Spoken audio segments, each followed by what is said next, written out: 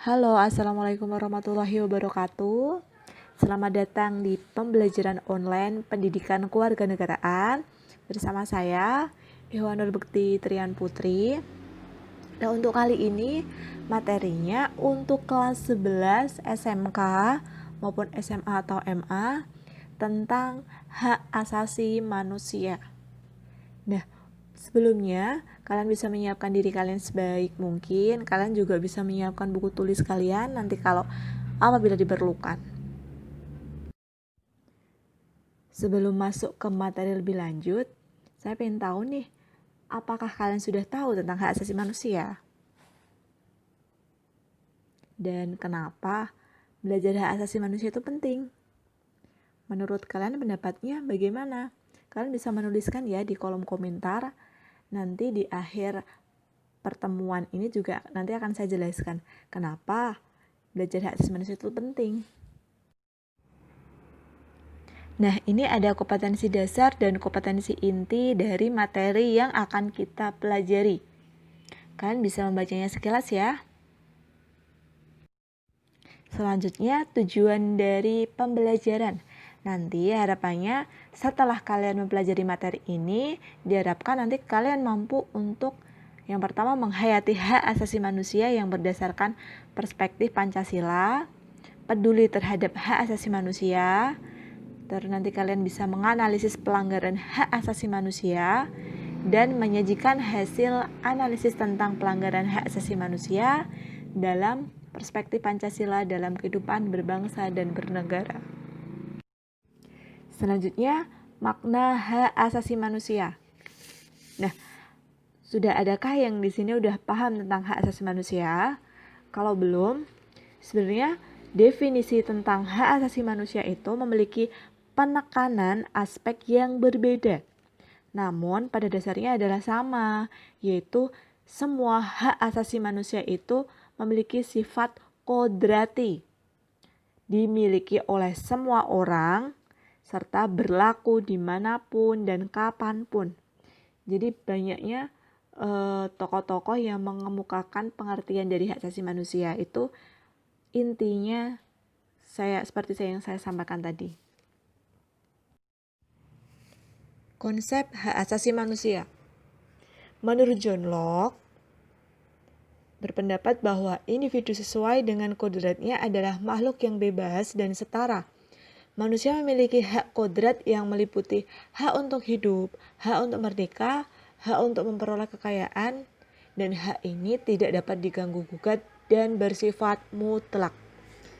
Sedangkan menurut Undang-Undang Nomor 39 Tahun 1999 tentang Hak Asasi Manusia Pasal 1, hak asasi manusia adalah seperangkat hak yang melekat pada hakikat dan keberadaan manusia sebagai makhluk Tuhan yang Maha Esa dan merupakan anugerahnya yang wajib dihormati, dijunjung tinggi, dan dilindungi oleh negara, hukum, pemerintah, dan setiap orang demi kehormatan dan perlindungan harkat dan martabat manusia. Sebenarnya pengertian dari hak asasi manusia itu banyak sekali. Ini saya nyuplikan 2 saja agar kalian juga bisa memahaminya dan bisa mengerti tentang hak asasi manusia itu sendiri. Selanjutnya kita masuk ke macam-macam hak asasi manusia. Memang hak asasi manusia itu tidak terlepas dari kehidupan manusia. Semakin berkembangnya kehidupan manusia, makna HAM juga semakin berkembang. Nah, karena hak asasi manusia itu sangat luas sekali, maka di sini hak-hak tersebut dibagi menjadi beberapa poin. Yang pertama adalah hak-hak asasi pribadi. Contohnya seperti kebebasan untuk bergerak, kebebasan untuk menyatakan pendapat, memilih, maupun memeluk agama, kebebasan untuk berorganisasi. Nah, banyak sekali ya kalau kita sebutkan contohnya. Untuk yang kedua ada hak-hak asasi ekonomi.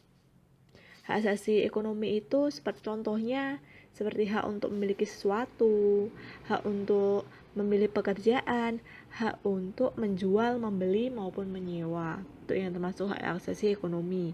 Selanjutnya ada hak-hak asasi politik.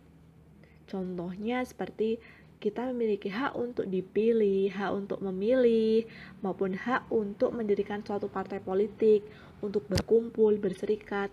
Itu termasuk ke dalam hak asasi politik. Selanjutnya, hak asasi hukum, yaitu hak untuk mendapatkan perlakuan yang sama di depan hukum atau equality before the law. Terus selanjutnya ada hak asasi sosial dan budaya. Contohnya kita berhak untuk mendapatkan pendidikan, kesehatan, kesejahteraan, perumahan yang layak, untuk mengembangkan kebudayaan, ikut berpartisipasi, dan lainnya.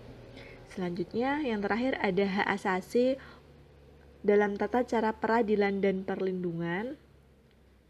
Contohnya di sini hak untuk mendapatkan peradilan dan perlindungan dalam penahanan, penangkapan, peradilan, penyitaan, maupun penggeledahan.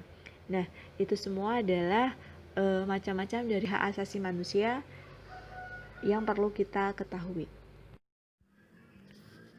Hak asasi manusia memiliki beberapa ciri khusus, yaitu yang pertama, hak asasi manusia itu memiliki ciri yang hakiki, yaitu ada pada diri setiap manusia sebagai makhluk Tuhan. Yang kedua, hak asasi manusia itu bersifat universal. Artinya, hak asasi manusia itu berlaku bagi seluruh orang tanpa memandang ras, suku, agama, gender, maupun perbedaan yang lainnya. Yang ketiga, HAM itu bersifat permanen atau tidak dapat dicabut. Artinya, hak itu akan tetap selama manusia itu hidup dan tidak dapat dihapus bagi siapapun. Yang keempat, tidak dapat dibagi, artinya semua orang berhak mendapatkan hak tetapi tidak dapat dibagikan kepada siapapun. Kalau kita tadi belajar tentang hak asasi manusia, selanjutnya kita belajar tentang kewajiban asasi manusia. Nah, kalau tadi hak, sekarang kita kewajiban. Nah, makna kewajiban asasi manusia itu apa sih? Berdasarkan Undang-Undang Nomor 39 Tahun 1999, bahwa di balik adanya hak asasi yang perlu dihormati terdapat adanya kewajiban asasi dari setiap orang. Kewajiban asasi yang dimaksud adalah kewajiban dasar manusia yang ditekankan dalam Undang-Undang Nomor 39 Tahun 1999 sebagai seperangkat kewajiban yang apabila tidak dilaksanakan tidak memungkinkan terlaksana dan tegaknya hak asasi manusia. Nah, jadi hak dan kewajiban itu adalah dua hal yang memiliki hubungan sebab akibat. Seseorang mendapatkan haknya ketika menjalankan kewajiban. Jadi jangan hanya parsial ya atau sebagian. Misalnya kita hanya menunaikan hak kita tapi tanpa diimbangi dengan kewajiban. Selanjutnya, substansi hak dan kewajiban asasi manusia dalam nilai-nilai dasar Pancasila. Nah, kita mengaitkan ya hak dan kewajiban itu dengan nilai-nilai yang ada dalam Pancasila. Yang pertama, nilai ketuhanan yang Maha Esa. Itu seperti adanya pemberian jaminan dan hak bagi setiap warga negara untuk memeluk agama, untuk beribadah dan menghormati perbedaan agama. Untuk yang nilai kedua, nilai kemanusiaan yang adil dan beradab, seperti memberikan jaminan dan hak bagi setiap warga negara untuk mendapatkan perlakuan yang adil dan setara baik di hadapan hukum maupun peraturan perundang-undangan. Yang ketiga ada nilai persatuan Indonesia yang menuntut kewajiban bagi seluruh warga negara untuk memelihara persatuan dan kesatuan Indonesia. Yang keempat ada nilai kerakyatan, di mana dibuktikan dengan adanya sistem demokrasi yang berjalan dengan baik. Yang terakhir nilai keadilan sosial bagi seluruh rakyat Indonesia yang menegaskan hak-hak yang harus diterima oleh setiap warga negara berupa keadilan dalam pendidikan, kesempatan, mengembangkan kebebasan untuk berpendapat, dan hal lainnya yang berkaitan dengan hak dasar manusia. Nah, itu adalah substansi dari hak kewajiban asasi manusia yang terdapat di dalam nilai-nilai Pancasila. Nah, sekarang hak dan kewajiban asasi manusia dalam nilai instrumental Pancasila. Nah, nilai instrumental itu merupakan penjabaran dari nilai dasar untuk kurun waktu atau kondisi tertentu. Nah, nilai instrumental itu dapat disesuaikan dengan tuntutan zaman, tapi juga harus mengacu pada nilai dasar yang dijabarkan. Nilai instrumental itu merupakan kebijaksanaan, strategi, organisasi, sistem rencana maupun program. Jadi kalau membicarakan tentang nilai instrumental Pancasila itu pasti kaitannya dengan peraturan perundang-undangan. Jadi di sini saya kasih beberapa saja ya, karena sebenarnya nilai instrumental Pancasila itu sangat banyak sekali. Saya kasih beberapa contoh. Di sini misalnya ada pasal di dalam undang-undang seperti pasal 27, 28, 30 dan seterusnya. Ada Undang-Undang Nomor 9 Tahun 1998 tentang kebebasan menyatakan pendapat dan seterusnya. Oh ya, di sini ada Undang-Undang Nomor 39 Tahun 1999 tentang hak asasi manusia. Nah, ini adalah nilai instrumen Pancasila yang memuat tentang hak dan kewajiban asasi manusia. Hak dan kewajiban asasi dalam nilai praksis Pancasila. Nilai praksis Pancasila itu berbeda ya dengan nilai instrumental Pancasila.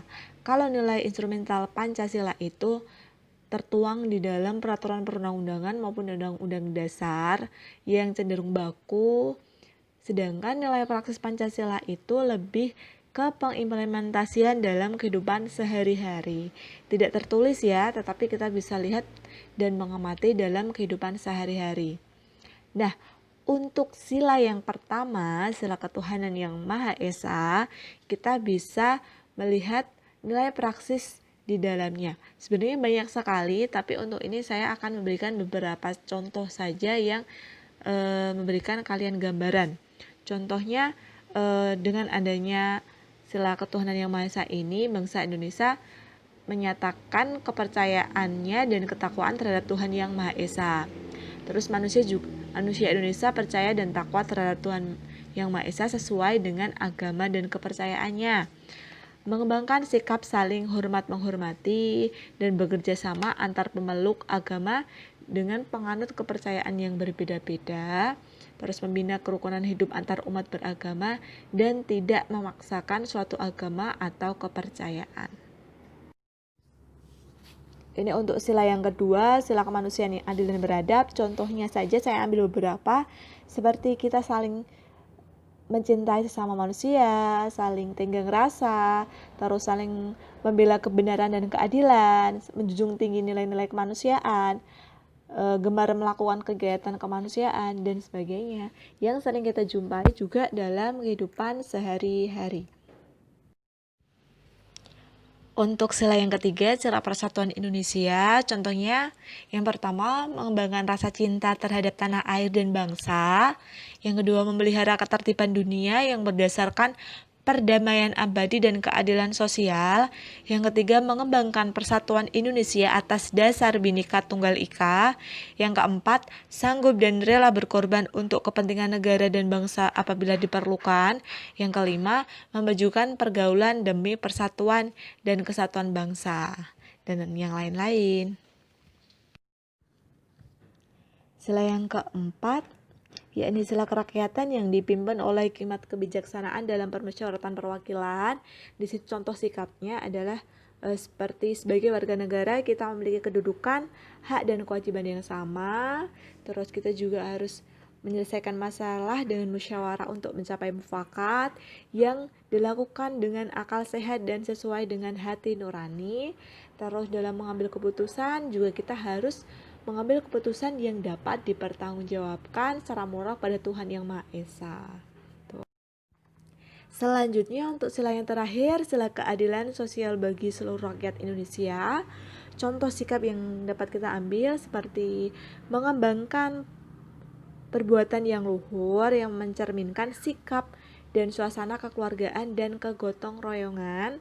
Terus mengembangkan sikap adil terhadap sesama, menjaga keseimbangan antara hak dan kewajiban, menghormati hak orang lain, terus suka memberi pertolongan pada orang lain, dan bekerja keras.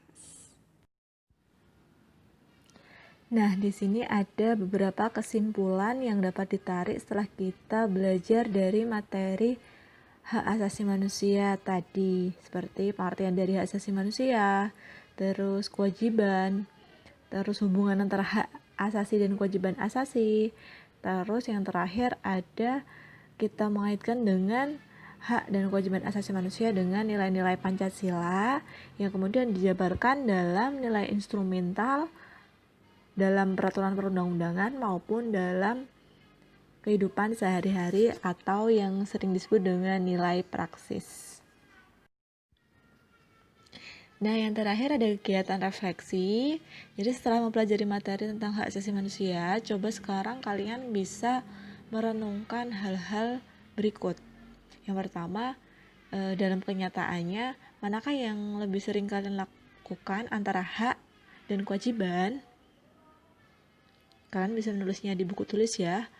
Terus yang kedua, apakah kalian sudah seimbang dalam melaksanakan hak dan kewajiban?